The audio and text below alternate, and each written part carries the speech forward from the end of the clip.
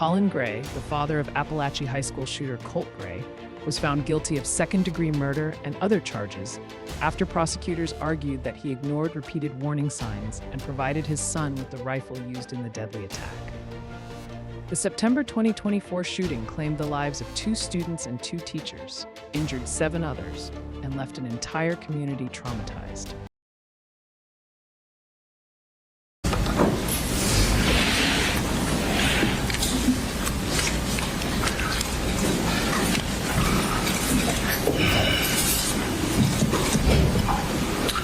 All right, for the record, we're all present. I can safely say never before have I found my position less enviable than I do today. As you all are aware, this is the first case of its kind in the state of Georgia. As far as I'm aware, it's the second case of its kind in the nation. And what we're really referencing is this new phenomenon of parents being charged in conjunction with crimes that their children are committing.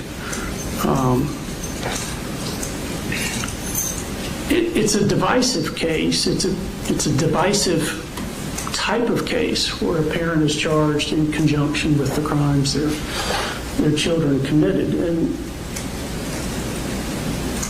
Mr. Gray committed crimes, but his crimes are tethered to the tragedy committed by his son. And that makes the situation a little unique. I'll point out the first 39 witnesses of Mr. Gray's trial did not mention Colt Gray. They did not testify about anything that Colt Gray did. It was the tragedy that he's tethered to from Colt. Now again, Mr. Gray committed crimes and he was convicted because of his failure to act and intervene. I want to talk for a second about just some principles in American justice.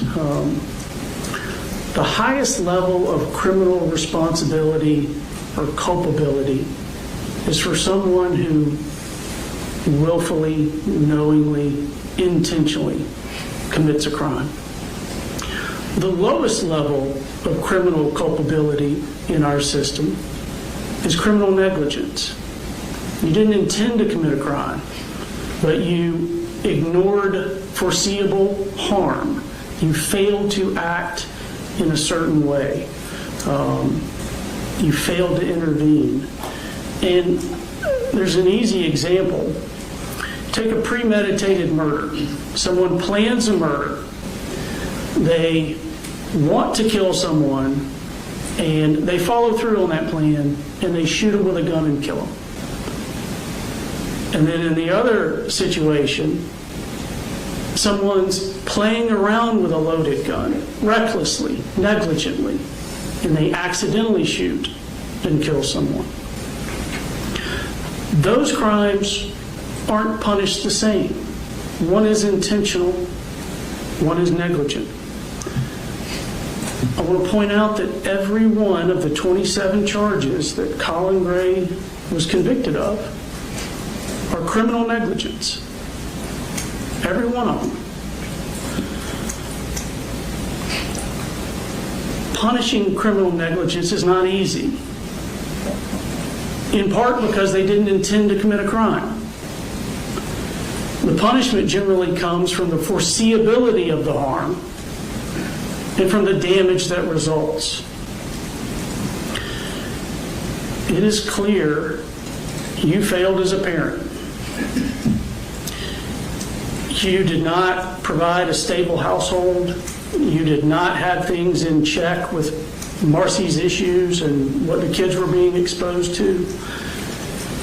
You did not have Colt in activities that a boy should be in, where he's making connections with other children in person, where he feels loved, where he feels accepted. You didn't monitor what was going on with him in the computer. You didn't have him in school. He was in your care his entire 8th grade year. And he didn't go to school. And what did he do each of those days he should have been in school? He watched and rewatched the school shooting trial of Nicholas Cruz. He fell deeper and deeper into this obsession when he should have been in school every day. And that was a failure on your part. You didn't get him mental health counseling when it was obvious he needed some.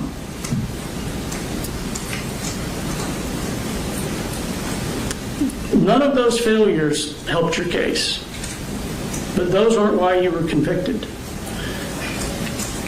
You were convicted because the warning lights were flashing brighter and brighter, and you didn't get him help, and you didn't remove his access to the guns. I recognize that no parent believes that their child is capable of committing a heinous crime. No parent thinks that their child is going to be the next school shooter.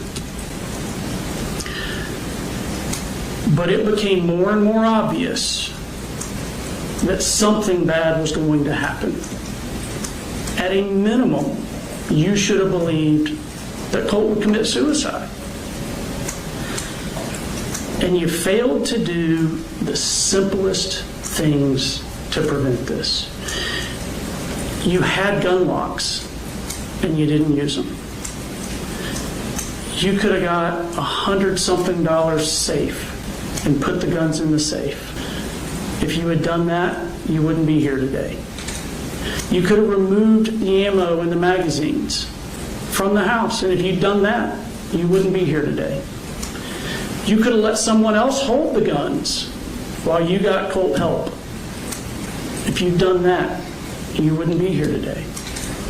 If you had done any of those things, Miss Yeremy, Mr. Aspinwall, Mason, Christian would be here today. And your negligence didn't arise in an instant. It was repeated day after day. The entire first month of school was an opportunity to remove the guns to get Colt help. And you failed.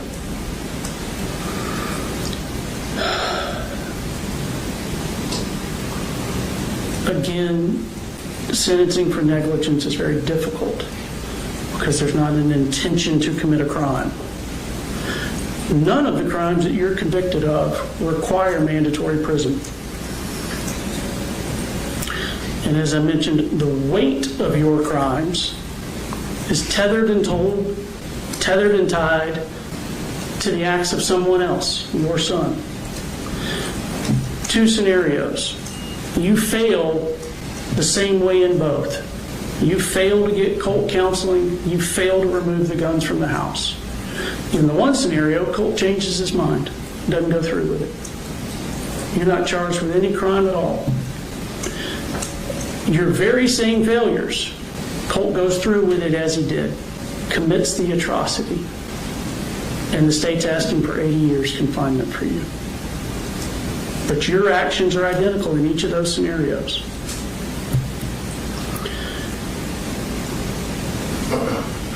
My heart aches for everyone that was there that day, for all of you that have been impacted by it. But the law requires that I set aside emotion. I don't get to sentence with passion.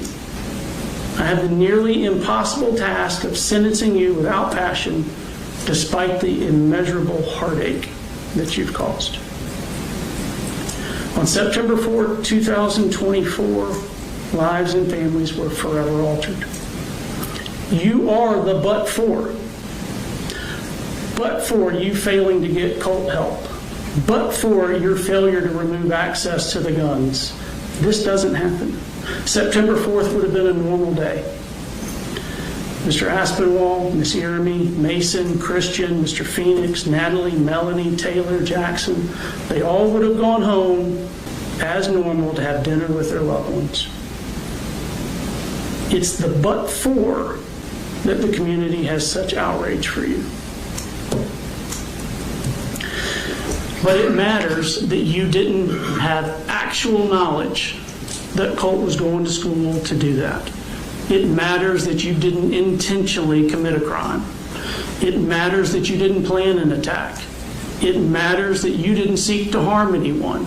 It matters that you didn't pull a trigger.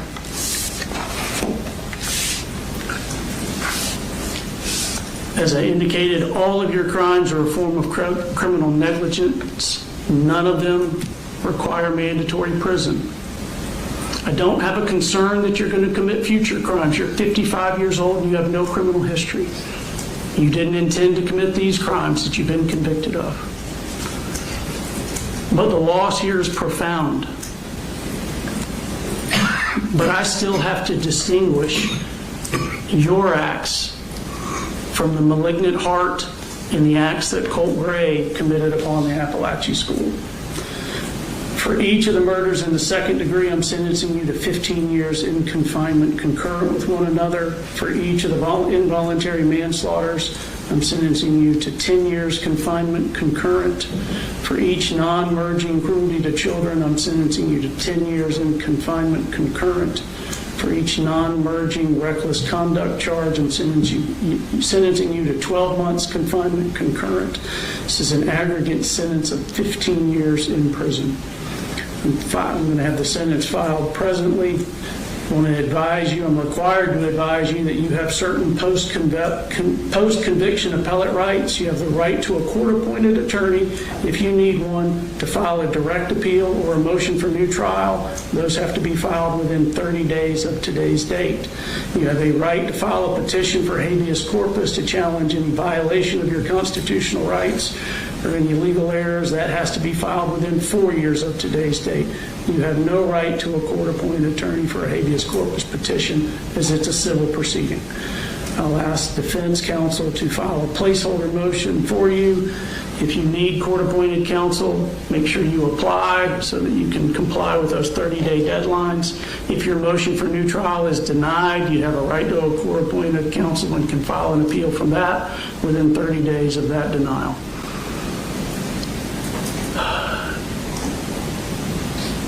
This only closes the legal chapter of this horror. The pain, the heartache, they continue. I understand that. I hope all of you know that this community loves you, and I ask that God gives you peace. Thank you. We're adjourned.